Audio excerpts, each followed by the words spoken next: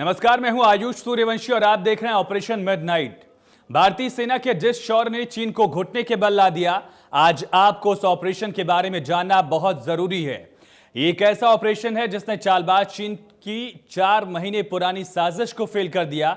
इस ऑपरेशन की बदौलत ही पैंगोंग लेक की पहाड़ियों पर भारतीय सेना का नियंत्रण हो पाया है। लेकिन यह ऑपरेशन सुनने में जितना आसान नजर आ रहा है, उतना दरअसल है नहीं। और आखिर कैसे हुआ यह ऑपरेशन मिडनाइट, इस रिपोर्ट में देखिए।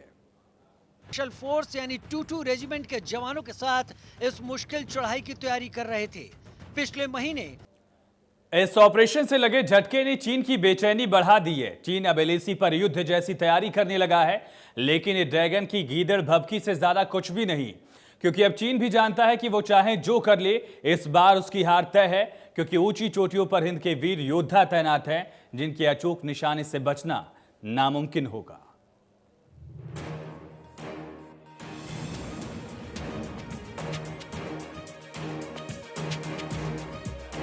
जिस विश्वास के साथ वो खड़े हैं, मातृभूमि की रक्षा के लिए डटे हुए हैं।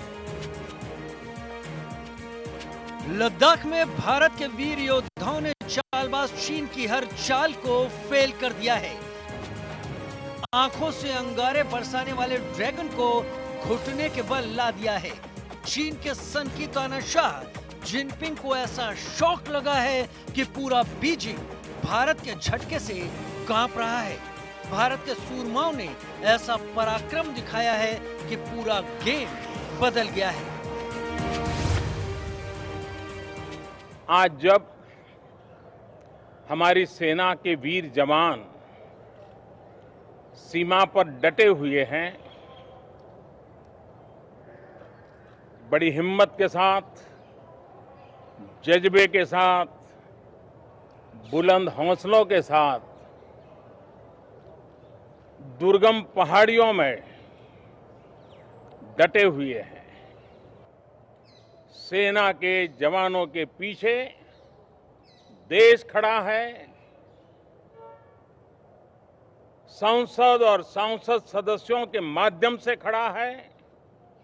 पूरा सदन एक स्वर से देश के वीर जवानों के पीछे खड़ा है।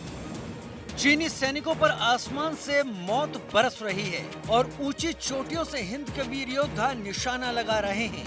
रंग बदलने वाले ड्रैगन का रंग ही उड़ गया है, क्योंकि पिछले 4 महीनों से चालबाज चीन पैंगोंग लेक के नॉर्थ और साउथ इलाके में घुसपैठ कर ऊंची ऊंची चोटियों को कब्जाने की साजिश रच रहा था।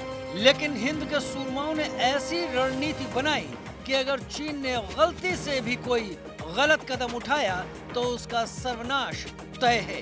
क्योंकि लद्दाख में एक ही नियम काम करता है, जो टॉप पर होगा वो जंग जीतेगा। पैंगोंग लेक के नॉर्थ और साउथ के आसपास पड़ने वाली ज्यादातर ऊंची चोटियों पर भारतीय सेना ने कब्जा कर लिया है। फिंगर 4 की जिस सबसे ऊंची चोटी पर भारतीय सेना ने अब कब्जा किया है, उसने चीन की चिंताएं बढ़ा दी हैं। उस इलाके से चीन की सेना की कोई भी मूवमेंट पर नजर रखी जा सकती है। चीन वहां पर क्या हरकत कर रहा है उसे देखा जा सकता है। फिंगर एरिया में करीब करीब एक लाइन में पड़ने वाली इन चोटियों को फिंगर कहा जाता है, जबकि पैंगोंग लेक के दक्षिण में पड़ने वाली पहाड़ियों को क्लस्टर कहा जाता है। भारतीय सेना ने पैंगोंग लेक के किनारे फिंगर 4 पर ऊंचाई वाली जगह को अपने कब्जे में लेकर अपनी स्थिति को मजबूत कर लिया है। इस चोटी पर कब्जा करने के लिए भारतीय सेना के जवानों ने अगस्त के आखिरी में ही चढ़ाई शुरू कर दी थी और रात के अंधेरे में इस मिडनाइट ऑपरेशन को अंजाम दिया था। पैंगोंग लेक के साउथ में स्पोंगुर लेक है, जो अक्सर सूखी रहती है। पैंगोंग और स्पोंगुर लेक के बीच पहाड़ियां हैं, जिनमें लगभग 2.5 किलोमीटर का गैप है। इस गैप में मूवमेंट हो सकती है। 29 अगस्त को भी चीनी सैनिकों ने इस इलाके में मूवमेंट शुरू की इन ऊंची चोटियों को कब्जा करने के लिए, मगर भारतीय सेना ने समय पर कार्रवाई करते हुए चीन की इस कोशिश को नाकाम कर दिया और उससे पहले ही 3 ऊंची चोटियों पर कब्जा कर लिया, जिससे चीन के इलाके पे नजर रखी जा सकती है। खासतौर पे उस इलाके पे जिन ऊंची चोटियों पर चीन और भारतीय सेना अपना दावा करती है। वहीं इन सब के बीच चीन ने एलएसी पर युद्ध जैसी तैयारी शुरू कर दी है। चीन ने 50,000 सैनिक इस क्षेत्र में तैनात किए हैं। एयरक्राफ्ट और मिसाइलों की बड़ी रेंज और सतह से हवा में मार करने वाली मिसाइलें, रॉकेट फोर्स और 150 फाइटर एयरक्राफ्ट भी तैनात किए हैं। लेकिन ये सब चीन की गीदड़ भभकी है। चीन चाहे जो कर ले, इस बार उसकी हार तय है, क्योंकि सभी चोटियों पर भारत के सैनिक तैयार हैं, जिनके अचूक निशाने से चीन के सैनिकों का बचना नामुमकिन होगा। और सबसे बड़ी बात ये कि चीन को युद्ध लड़ने का उतना अनुभव नहीं है जितना भारत को है, क्योंकि अगर चीन 62 वाली गलतफहमी में है तो याद कर ले, इस बात को 5 दशक से ज्यादा बीत चुके हैं। और रही बात युद्ध लड़ने की, तो चीन का सनकी तानाशाह जिनपिंग कान खोल कर सुन ले।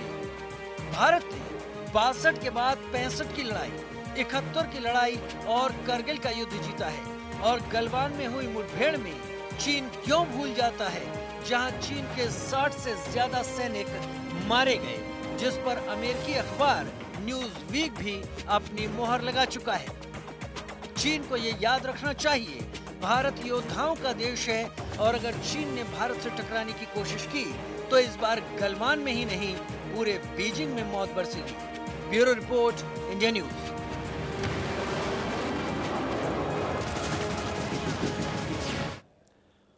लद्दाख में भारत और चीन के बीच जो तनाव है, उसके लिए चीन जिम्मेदार है, क्योंकि भारत ने कई बार बातचीत की टेबल पर आकर बात को सुलझाने की कोशिश की, लेकिन चीन ने हर बार धोखा दिया।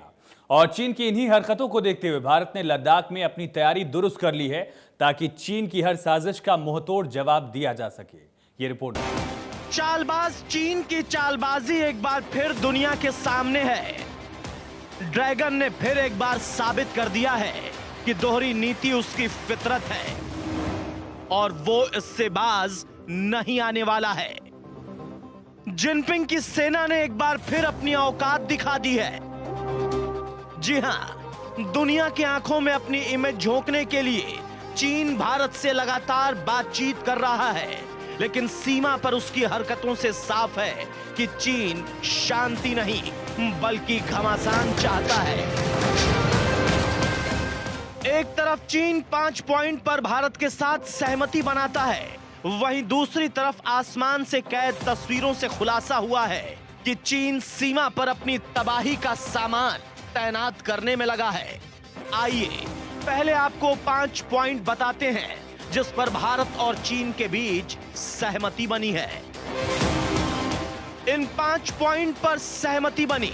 विवाद किसी के हित में नहीं है, इसलिए एक दूसरे से तय दूरी रखते हुए तनाव को कम करने की कोशिश की जाएगी।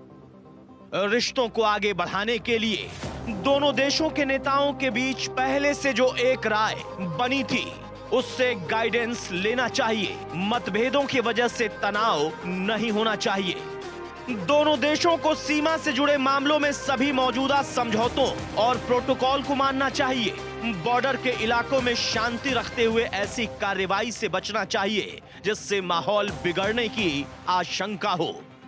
बॉर्डर पर स्थिति सुधरते ही दोनों देशों को तेजी से काम करना चाहिए ताकि शांति बनाए रखें और आपसी भरोसा बढ़ाने के लिए नए उपाय पूरे किए जा सके। स्पेशल रिप्रेजेंटेटिव SR मैकेनिज्म के जरिए बातचीत होती रहेगी। Working mechanism for consultation and coordination WMCC की बैठकें भी जारी रहेंगी। लेकिन ऐसे करार चीन का मुखौटा भर है, क्योंकि चीन टेबल पर कुछ और, सरहद पर कुछ और नियत लिए खड़ा है। हाल ही में भारत और चीन के विदेश मंत्री रूस में SCO समिट में शामिल हुए। इस दौरान लद्दाख पर तनाव कम करने के लिए दोनों देशों के बीच 5 बिंदुओं पर सहमति बनी।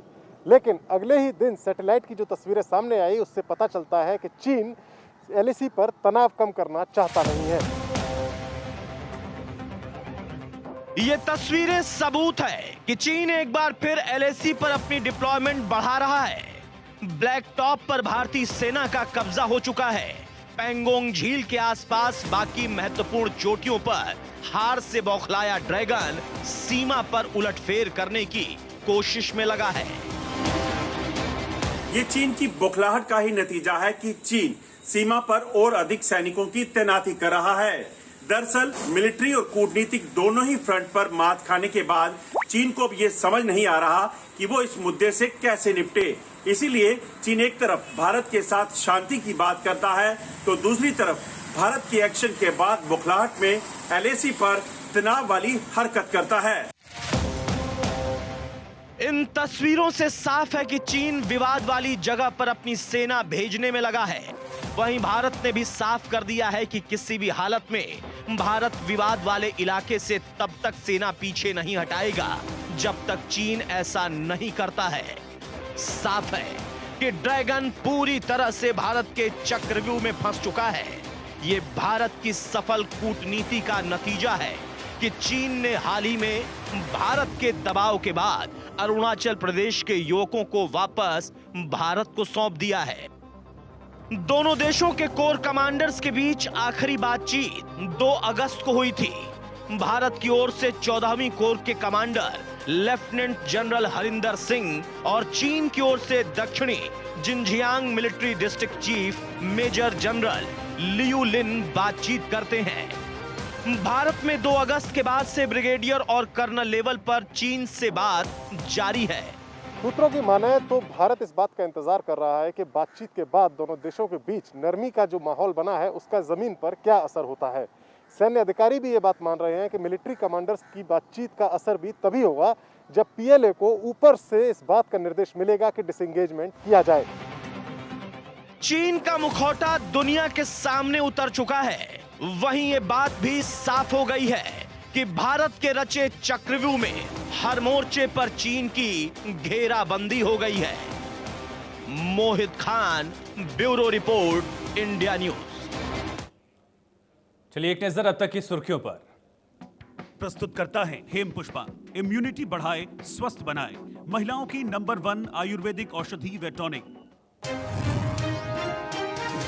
रक्षा मंत्री राजनाथ सिंह का चालबाज चीन को करारा जवाब, कहा हम हर परिस्थिति से निपटने को तैयार, जवानों के साथ खड़ा है पूरा देश।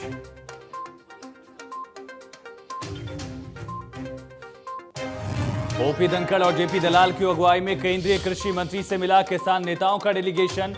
गुरनाम सिंह चंडूनी ने बनाई बैठक से दूरी। कृषि मंत्री जेपी दलाल बोले कुछ लोग किसानों के नाम पर कर रहे सियासत।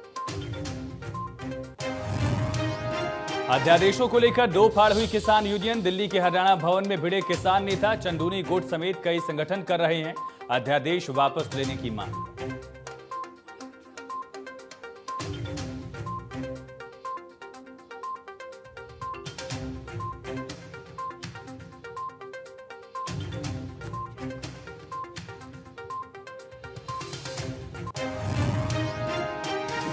सर्दियों के मौसम में जब LAC पर पहाड़ की चोटियां सफेद बर्फ से ढकी होती हैं, उस वक्त चीन अपनी काली नीयत को अमल में लाता है। बर्फ होने की वजह से हमारी सेना तो पीछे हट जाती है, लेकिन चीन ऐसा नहीं करता। और इस बार सर्दियों के पहले जिस तरह से दोनों देशों के बीच विवाद चरम पर है, उससे अंदाजा लगाया जा सकता है कि चीन सर्दियों में उन चोटियों पर वापस अपना कब्जा जमाने की कोशिश करेगा जिन पर हमारे जवानों ने शौर्य के बल पर तिरंगा लहराया। चीन की नीयत को मिट्टी में मिलाने के लिए कैसे तैयार हो रहा है सर्दियों का साजिश का काउंटर प्लान, ये रिपोर्ट देखिए।